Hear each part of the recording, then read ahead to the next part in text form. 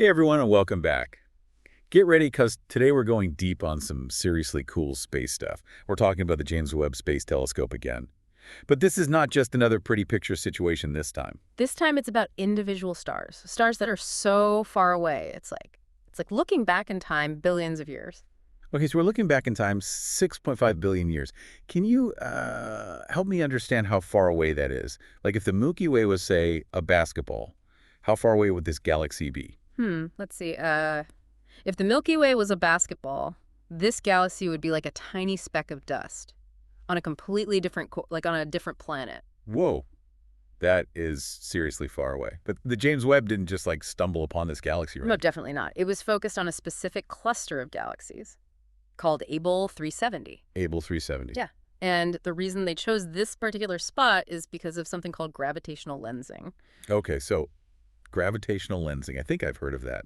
But remind me what that is again. Sure, so imagine you've got this massive galaxy cluster, like Abell 370, and it's so massive that it warps the fabric of space-time.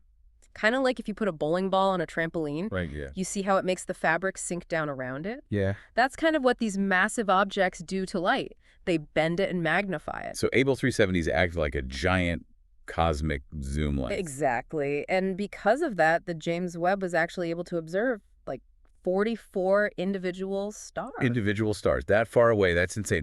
What kind of stars are we talking about here? So these weren't just any stars, we're talking red supergiants, Red Supergiants. some of the largest and brightest stars in the universe. Wow. You know, they live fast and die young. So these are stars that are nearing the end of their lives. What makes them so important to study, especially from billions of years in the past? Well, think of them like cosmic time capsules. You know, we can learn about what the universe was like way back when these stars were born. So it's like we're using starlight to decode the history of the universe. Exactly. And the fact that we're seeing these red supergiants in such a young galaxy means we're getting a glimpse into the earliest stages of galaxy evolution. This is starting to sound like a really big deal. Oh, it is. Like rewriting the textbooks, kind of big deal. Potentially, yeah. And believe it or not, there's even more to this discovery.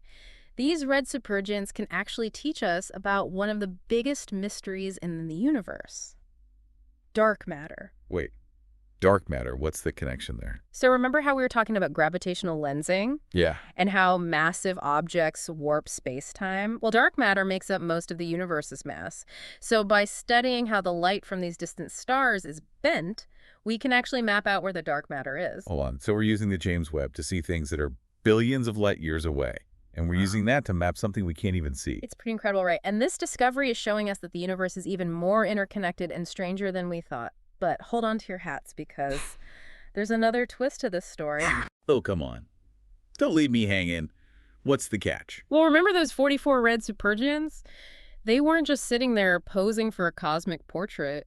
Some of them were behaving strangely. Behaving strangely. Yeah, like we haven't seen before. What do you mean? Some of them were pulsating, like their brightness was fluctuating, in a way that doesn't quite fit with what we know about stars. So they're like blinking in Morse code. Well, not quite Morse code, but yeah, like we've stumbled upon a cosmic mystery novel. Okay, I am all about a good mystery. So there are a few possibilities why we're seeing this. One idea is that it's something called stellar pulsations, which are natural variations in a star's brightness. Okay. But the patterns we're seeing are a bit more complex than typical pulsations. So maybe not just a simple case of stellar hiccups. Right. Another possibility is that these red supergiants aren't alone. They might have a companion star or even a black hole nearby that's tugging on them and causing these weird fluctuations. A black hole photobombing our observation. That's kind of awesome. Yeah, it would certainly explain some of the strange behavior we're seeing. But there's another even more intriguing possibility. Okay, lay it on me. What if this unusual behavior isn't just a quirk of these particular stars? What if it's a sign of something entirely new, something we've never seen before? Whoa. Are you suggesting this could rewrite the textbooks on how stars work? It's possible. These red supergiants are really pushing the boundaries of our understanding. Okay, so to recap, we've got ancient starlight revealing secrets of galaxy formation, Yeah. dark matter lurking in the shadows, and now potentially a whole new chapter in the story of how stars live and die. It's pretty amazing, right? This is like the first episode of a cosmic thriller. I can't wait to see what happens next. You and me both. And speaking of seeing what happens next, remember that other thing we talked about earlier, the Einstein ring? Oh, yeah, That plays a role in all of this, too. it does. Yeah, but to understand how, we need to take a closer look at what an Einstein ring actually is and how it helped us see those red supergiants in the first place. Okay, lead the way. Let's dive into the world of Einstein rings. Wow. All right, so we've got ancient red supergiants acting like cosmic strobe lights, and now we're throwing Einstein rings into the mix. I'm starting to feel like we're in a science fiction movie. Remind me again what an Einstein ring is. Well, remember how we talked about gravitational lensing, where massive objects warp spacetime and bend light? Yeah. An Einstein ring is basically the ultimate example of that. Okay, so how does it work? Imagine you've got a distant galaxy way out in space, and between us and that galaxy, there's a massive galaxy cluster acting as our lens. Now, if everything lines up just right, the distant galaxy, the lensing cluster, and us here on Earth, the light from that distant galaxy gets bent so much that it forms a perfect ring around the lensing cluster. So it's like a cosmic bullseye, with lensing galaxy cluster in the center and the light from the distant galaxy forming the ring around it. That's a great way to put it. And the really cool thing is that ring of light can be incredibly magnified, Yeah. making the distant galaxy appear much brighter and larger than it would normally. So that's how the JWST was able to see those individual red supergiants in the first place. It was looking through this giant cosmic magnifying glass. Exactly.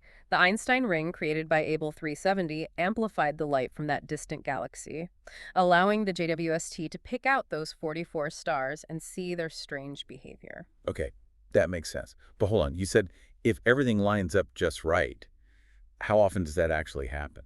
It's pretty rare, actually. The alignment has to be nearly perfect for us to see a full Einstein ring. More often, we see partial arcs or distorted images. So we got lucky with this observation. You could say that. And that luck has given us a wealth of information about not just distant stars, but also about the nature of dark matter. Right, dark matter. We keep coming back to that. How do Einstein rings help us study something we can't even see? Remember, dark matter makes up most of the mass in the universe, and it's that mass that causes the gravitational lensing effect. By studying the shape and brightness of Einstein rings, we can map out the distribution of dark matter in those lensing galaxy clusters. So we're essentially using these cosmic bullseyes to trace the invisible scaffolding of the universe. It is. It's like using the light from distant galaxies to illuminate the dark side of the cosmos.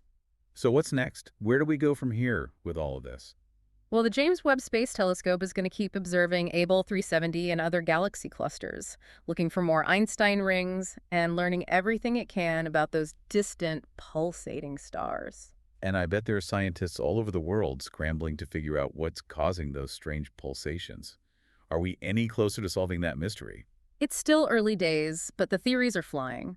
Some astronomers are digging deeper into the physics of stellar pulsations, trying to see if there's any way known processes could explain what we're seeing. Others are running simulations of star systems with companion objects, seeing if they can reproduce those unusual light curves. So it's a race to see who can crack the code first. In a way, yes.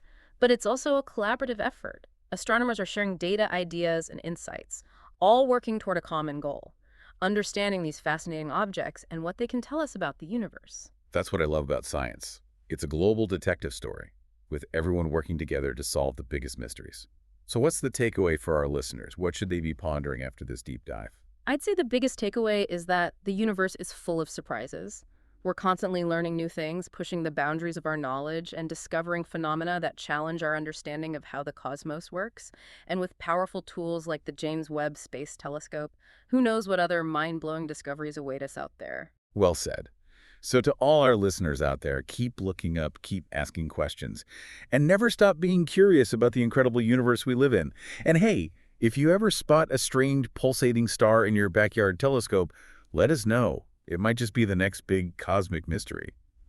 All right, so we've got these ancient red supergiants that are kind of like cosmic strobe lights. And now we're throwing Einstein rings into the mix.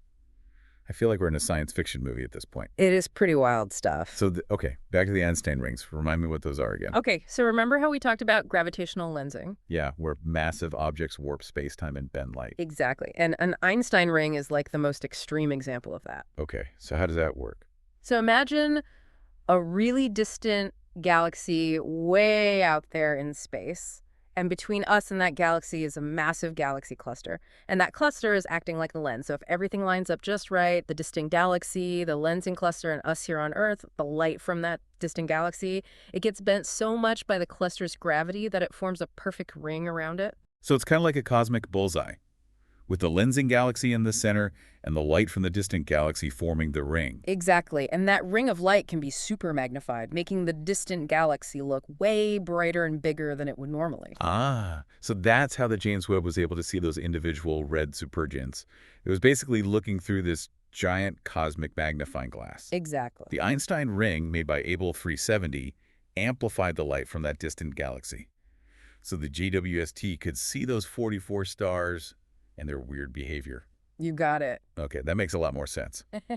But you said if everything lines up just right, how often does that happen? It's actually pretty rare. The alignment has to be almost perfect to see a full Einstein ring. Usually we just see partial arcs or like distorted images. So we were pretty lucky with this observation. Yeah, you could say that. Yeah. And that luck has given us so much information, not just about these distant stars, but also about dark matter. Dark matter, of course.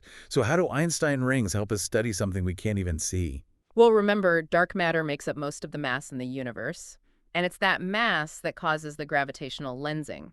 So by studying the shape and brightness of these rings, we can figure out where the dark matter is in those galaxy clusters.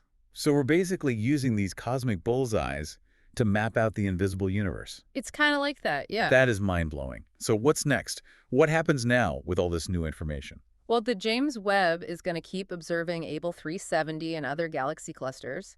It's going to look for more Einstein rings and try to learn everything it can about those pulsating stars. And I bet there are scientists all over the world trying to figure out what's causing those strange pulsations. Oh, yeah, definitely. It's still early days, but there are a lot of theories. Some are looking more closely at stellar pulsations to see if maybe there's something we've missed that could explain what we're seeing. And others are running simulations of star systems with companion objects to see if that could reproduce those weird light curves. So it's kind of a race to see who can solve the mystery first. In a way, yeah. But it's also a really collaborative effort. Astronomers are sharing data and ideas. Everyone's working together to try to understand these fascinating objects and what they can teach us about the universe. That's what I love about science, everyone working together to solve the biggest mysteries. So what's the takeaway for our listeners today? I think the biggest takeaway is that the universe is full of surprises. We're constantly learning new things and pushing the boundaries of our knowledge and discovering things we never could have imagined. And with incredible tools like the James Webb Space Telescope, who knows what we'll discover next? Absolutely. So keep looking up, everyone, and never stop being curious about our amazing universe. And hey, if you happen to see a strange pulsating star in your backyard telescope, let us know. It might just be the next big cosmic mystery. That's it for this deep dive on Tech News Now. Thanks for listening, and we'll see you next time.